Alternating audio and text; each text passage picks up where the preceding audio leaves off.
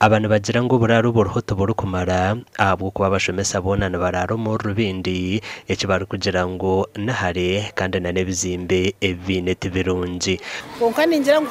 kwa staff quarters twagira amajiga begesa buzima bwengure kugarura ekakoraje kushirayo abashomesa abantu barara hamwanya kandi nabana bakacera munonga shomesa abana bahika kurunji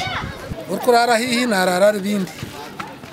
abana bamukubarebera aha ibina mizi marunji go kunywa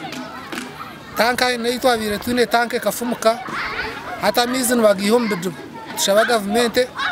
ibase kutfunda tanka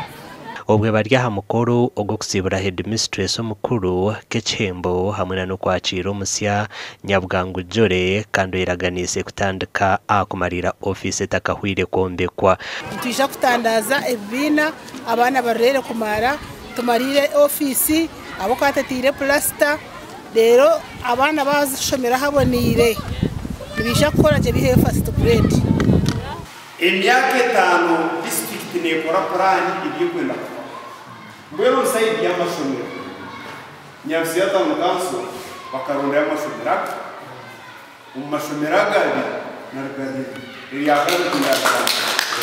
Roida tino mujuni hono biraryo mujenyi mukuru aha mukorogo abahira umuganda aha kumaririza office hona yayihanangeriza abazire umushweke cyo kufa munonga aha bwegese bw'abana babo okushomesa n'ikirungi munonga.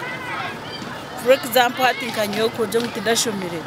nkaha babataranyete bakani banje bakabire nibashananka konka abazire nenda kubatera umuranga okushomesa n'ikikuru munonga umwanya ogu